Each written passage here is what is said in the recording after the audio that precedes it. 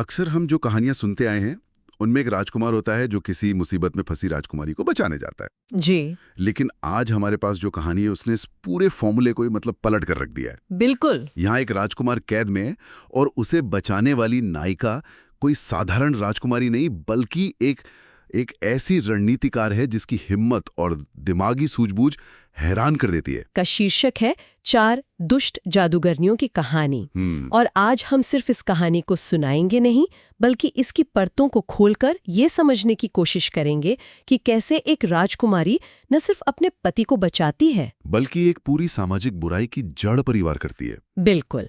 चलिए इस दिलचस्प किस्से की गहराई में उतरते हैं। तो कहानी की शुरुआत होती है 4 दुष्ट जादूगरनियों से और इनका काम करने का तरीका बड़ा ही भयानक है। जी।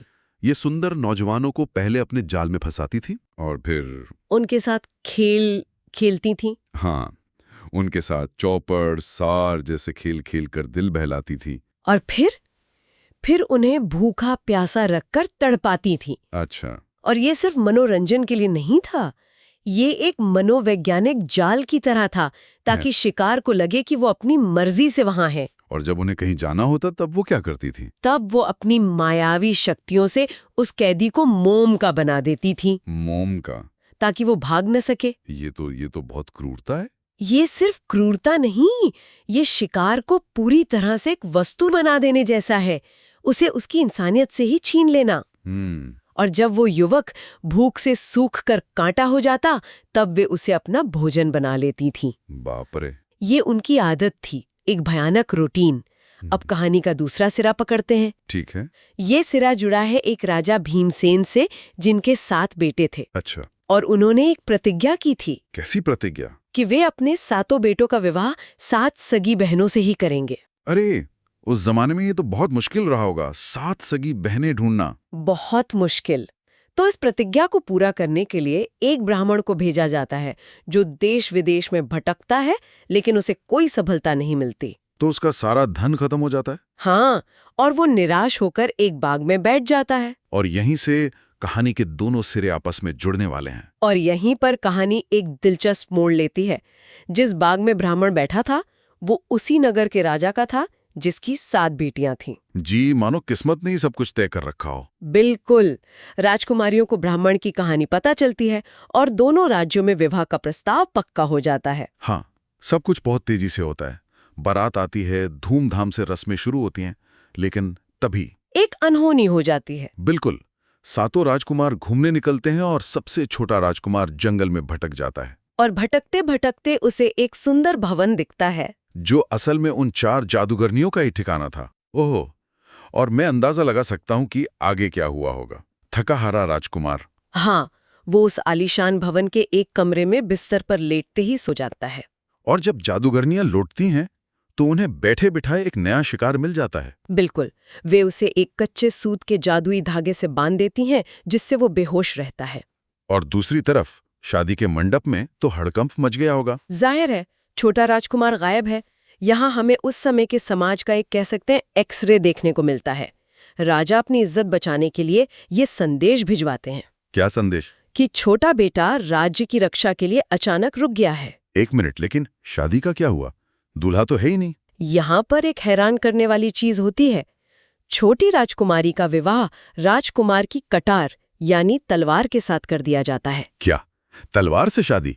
इसका मतलब क्या होता है? ये सुनने में अजीब लग सकता है ना? लेकिन ये उस वक्त की एक परंपरा थी जिसे खड्ग विवाह भी कहते हैं। मतलब ये एक तरह का प्रतीकात्मक विवाह था। बिल्कुल। ये सम्मान और वचन निभाने का प्रतीक था, भले ही दूल्हा शारीरिक रूप से मौजूद ना हो। एक तरफ राजा का वचन था जो टूट नहीं सकता, दूसरी तरफ एक लापता राजकुमार की वजह से शर्मिंदगी का डर। तो ये विवाह एक तरह का सोशल पैच था। सही शब्द है। ये व्यवस्था को बिखरने से बचा रहा था। लेकिन सोचिए उस राजकुमारी के बारे में जिसका अस्तित्व ही एक समझौते को बचाने के लिए एक हथियार से जोड़ दिया गया। उसे एक अनिश्चित भविष्य में धकेल दिया गया। जी। तो ससुराल पहुंचने पर जब छोटी राजकुमारी को अपने पति के दर्शन नहीं होते, उसे शक तो हो ही जाता होगा। हाँ, कि कुछ तो गड़बड़ है। वो दासियों से पूछती है पर कोई साफ साफ जवाब नहीं देता। और यहीं पर उसका असाधारण चरित्र सामने आता है। बिल्कुल। वो हाथ पर हाथ धरकर इंतजार नहीं करती, वो मायके जाने का बहाना बनाकर महल से निकलती है, अपने सिपाहियों को बीच रास्ते से ही वापस भेज देती है। और फिर एक ऐसा कदम उठाती है जो उस दौर की किसी भी राजकुमारी के लिए अकल्पनीय था। वो मर्द का वेश धारण कर लेती है। हाँ, और ये सिर्फ भेष बदलना नहीं था, ये उस समाज के नियमों को तोड़ना था जहां एक महिला की दुनिया महल की दीवारों तक सीमित थी। मर्द बनकर उसे वो आजादी और सुरक्षा मिली जो एक राजकुमारी के तौर पर उसे कभी नहीं मिल सकती थी। सही कहा। इस नई पहचान के साथ अब वो किसी की बेटी या पत्नी नहीं, बल्कि एक मिशन पर निकली स्वतंत्र इंसान थी। तो अब इस नई पहचान के साथ उसका पहला कदम क्या था? उसने अपने पति को ढूंढा कैसे? उसने एक जासूस की तरह सोचना शुरू किया। वो पुरानी बातों को जोड़ती है। जैसे कि उसके अपने नगर से भी नौजवान गायब होते रहे और उसका पति भी उसी दिन जंगल की तरफ गया था। उसे यकीन हो जाता है कि जवाब जंगल में ही मिलेगा। और वो उस भवन तक पहुंच जाती है जहां उसे राजकुमार का घोड़ा खड़ा मिलता है। जी। और अंदर का नजारा देखकर तो वो चौंक गई होगी। बिल्कुल। अंदर का दृश्य बहुत ही मार्मिक है। उसका पति बेहोश पड़ा है, शरीर बिल्कुल सूख कर कांटा हो गया है। वो जादुई धागा तोड़ती है और राजकुमार होश में आ जाता है। लेकिन यहाँ एक बहुत दिलचस्प बात होती है। क्या? वो अपनी पहचान नहीं बताती। एक मिनट, उसने अपनी पहचान क्यों छिपाई? ये थोड़ा अजीब नहीं लगता? बिल्कुल लगता है। वो तो उसी वक्त उसे सब कुछ बता सकती थी और दोनों मिलकर भागने का प्लान बना सकते थे। हाँ, वही तो। लेकिन यही हमें राजकुमारी की रणनीति की पहली झलक मिलती है। अगर वो अपनी पहचान बता देती तो मामला भावुक हो जाता। अच्छा। राजकुमार शायद तुरंत भागने की जिद करता, जो कि बहुत खतरनाक हो सकता था। मतलब उसने स्थिति का पूरा नियंत्रण अपने हाथ में रखा? बिल्कुल।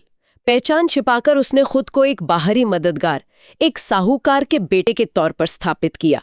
ये एक इमोशनल नहीं, बल्कि एक स्ट्रेटेजिक फैसला था। और उसने राजकुमार से वादा किया कि वो उसे बचाएगी। जी।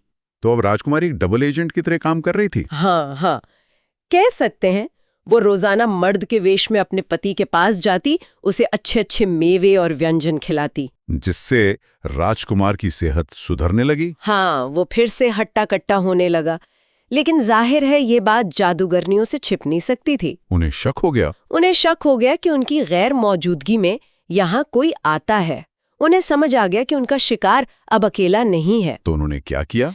वे तुरंत राजकुमार को लेकर 7 समंदर पार अपने एक दूसरे और भी ज्यादा सुरक्षित ठिकाने पर चली जाती हैं। अरे, ये तो कहानी का एक बड़ा मोड़ है। राजकुमारी की चुनौती अब कई गुना बढ़ गई। बिल्कुल।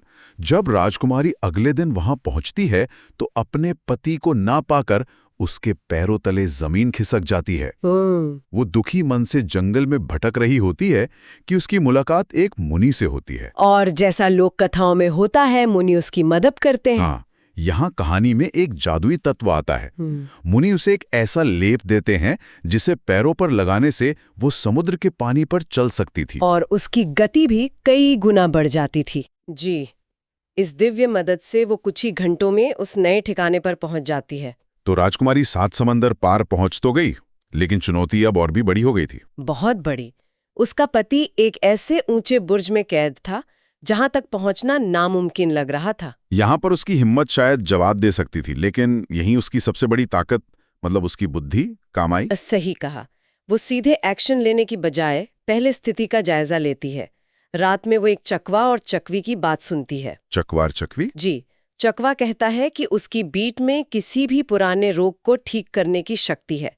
ये सुनने में अजीब लगे, पर राजकुमारी के लिए ये एक यूरिका मोमेंट था। अच्छा। उसने उसे उठा लिया होगा। बिल्कुल। फिर उसे पता चलता है कि चारों जादूगरनियों के पिता किसी न किसी भयंकर रोग से पीड़ित हैं। कौन कौन से रोग? एक कोढ़ी, एक अंधा, एक बहरा और एक गंजा है। अब मुझे समझ आ रहा है कि उसकी योजना क्या है। ये तो कमाल है। अब उसकी योजना देखिए। ये किसी हाई स्टेक्स अंडरकवर ऑपरेशन जैसा था। वो वैद्य बन जाती है। वैद्य का वेश धारण करती है और एक एक करके चारों जादूगरनियों के घर जाकर उनके पिताओं को ठीक कर देती है। और उसका सीक्रेट हथियार था छकवे की बीट। जी हाँ। और जब उसने उनके पिताओं को ठीक कर दिया तो उसे इनाम की मिला होगा। इनाम तो मिला, लेकिन ऐसा जो किसी ने सोचा भी नहीं होगा। हर ठीक हुआ पिता इतना खुश होता है कि वो अपनी बेटी का विवाह उस वैद्य रूपी राजकुमारी से कर देता है। क्या सच में? उसने चारों जादूगरनियों से शादी कर ली? हाँ। ये तो अविश्वसनीय है। बिल्कुल। उसने अपने लक्ष्य को पाने के लिए विवाह जैसी संस्था का इस्तेमाल एक हथियार की तरह किया और इसका नतीजा देखिए। क्या नतीजा हुआ? वहां के रिवाज के अनुसार जब तक पति अपनी पत्नी को विदा कराकर साथ न ले जाए, वो घर से बाहर नहीं निकल सकती। मतलब उसने चारों जादूगरनियों को उन्हीं के घर में नजरबंद कर दिया? जी हाँ, अब वे राजकुमार के पास जा ही नहीं सकती थी। ये तो शतरंज की चाल जैसा है। एक ही मूव में उसने चारों रानियों को खेल से बाहर कर दिया। बिल्कुल। अब राजकुमार तक पहुंचने का रास्ता साफ था। एकदम साफ। अब राजकुमारी बिना किसी रोक टोक के अपने पति के पास जाने लगी। उसने उसे पूरी योजना बताई कि अब सिर्फ भागना नहीं है, बल्कि इन जादूगरनियों का हमेशा के लिए अंत करना है। तो उसने अपनी चारों जादूगरनी पत्नियों से कहा कि वह अपने देश वापस जा रहा है। जी। और उन जादूगरनियों को उस पर कोई शक नहीं हुआ, क्योंकि वो उनका भरोसा जीत चुकी थी। और उसने बड़ी चालाकी से उन चारों से उनके पिताओं की जादुई वस्तुएं मांग ली। हाँ, एक से उड़न खटोला। उड़न खटोला, ठीक है। दूसरे से झरझर कांठा, जिससे मन चाहा सोना निकलता था। वाओ। तीसरे से एक अलग अलग घोटा और चौथे से संजीवनी बूटी। उसने भागने के लिए सारे जरूरी उपकरण जुटा लिए थे। और अंत तो और भी नाटकीय है। बहुत ज्यादा। उसने जादूगरनियों से कहा कि मेरा एक दोस्त यानी राजकुमार भी मेरे साथ जा रहा है। तुम चारों हमें विदा करने के लिए उड़न खटोले के चारों पायों से लटक जाना। ये उसकी अंतिम चाल थी। बिल्कुल। जैसे ही वे बीच समुद्र पहुंचे, राजकुमार ने इशारा मिलते ही एक एक करके चारों के हाथ काट दिए। और वे समुद्र में गिरकर मर गईं। जी। ये दिखाता है कि राजकुमारी जितनी बुद्धिमान थी उतनी ही निर्दयी भी हो सकती थी जब बुराई का अंत करना हो। महल पहुंचकर आखिरकार राजकुमारी ने अपनी असली पहचान बताई। राजकुमार तो हैरान रह गया होगा। वो हैरान भी था और उसे अपनी पत्नी पर बहुत गर्व भी हुआ, लेकिन उसने एक बहुत महत्वपूर्ण सवाल पूछा। क्या सवाल था? उसने पूछा, तुमने मुझे पहले ही दिन आजाद क्यों नहीं करवाया? हम इतना सब करने की जगह उसी दिन भाग सकते थे। हाँ, ये तो सही सवाल है। और इस सवाल का जवाब ही इस कहानी का मतलब पूरा सार है। और राजकुमारी ने क्या जवाब दिया? राजकुमारी ने कहा, अगर मैं तुम्हें तब आजाद करवा लेती तो वे दुष्ट जादूगरनियां बच जाती और न जाने कितने और निर्दोष पुरुषों की जान लेती। मतलब? मैं शुरू से ही सिर्फ तुम्हें बचाना नहीं चाहती थी, बल्कि इस समस्या को जड़ से खत्म करना चाहती थी। ये जवाब तो पूरी कहानी को एक नए स्तर पर ले जाता है। बिल्कुल। ये जवाब उसे सिर्फ एक पत्नी नहीं, बल्कि एक समाज सुधारक के रूप में स्थापित करता है। उसने सिर्फ अपनी निजी समस्या का हल नहीं खोजा। नहीं, उसने एक ऐसी बुराई को खत्म किया जो पूरे समाज के लिए खतरा थी। उसकी सोच बहुत बड़ी थी। तो ये कहानी सिर्फ प्रेम और साहस की नहीं, ये असाधारण बुद्धिमत्ता, धैर्य और दूर की सोच की भी कहानी है। एक ऐसी नायिका की कहानी जो भावनाओं में बहने के बजाय रणनीति और योजना से काम लेती है। सही कहा। और ये कहानी हमें एक दिलचस्प सवाल पर सोचने के लिए छोड़ जाती है। वो क्या? देखिए, इस कहानी में अच्छाई और बुराई बिल्कुल साफ है। एक तरफ राजकुमारी है, दूसरी तरफ दुष्ट जादूगरनियां। जी। लेकिन राजकुमारी ने अपने महान लक्ष्य को पाने के लिए छल का इस्तेमाल किया, धोखे का इस्तेमाल किया और यहाँ तक कि विवाह जैसी पवित्र संस्था का भी। ये बात तो है। तो सोचने वाली बात यह है कि जब अंत इतना नेक हो, तो क्या उसे पाने के लिए अपनाए गए हर रास्ते को सही ठहराया जा सकता है? अच्छाई की जीत के लिए किन हदों को पार करना जायज है?